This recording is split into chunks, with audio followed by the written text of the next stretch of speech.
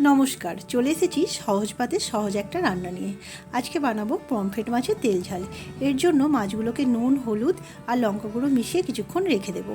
এবার একটা মশলার পেস্ট বানিয়ে নেব। নিয়ে নিচ্ছি কালো সর্ষে, পোস্ত, নারকেল, কাঁচা লঙ্কা, কয়েক টুকরো আদা আর একটু নুন। এটা দিয়ে একটা মিহি পেস্ট বানিয়ে নেব। এবার একটা বাটিতে হলুদ গুঁড়ো, লঙ্কার গুঁড়ো, জিরের গুঁড়ো, ধনের গুঁড়ো, নুন আর চিনি জল দিয়ে মিশিয়ে নিয়ে এটা সাইডে রেখে দেবো। এবার কড়াইয়ের মধ্যে তেল গরম করে মাছগুলোকে ভালোভাবে ভেজে তুলে নেব।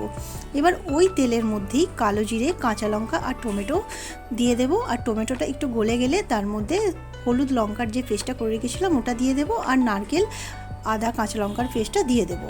তারপর জল দিয়ে দেবো, মিক্সিংয়ের জারটা ধুয়ে জল দিয়ে দিলাম। এবার মাছগুলো দিয়ে দেবো। মাছগুলো দেওয়া হয়ে গেলে এটা 3-4 মিনিটের জন্য ঢেকে দেবো।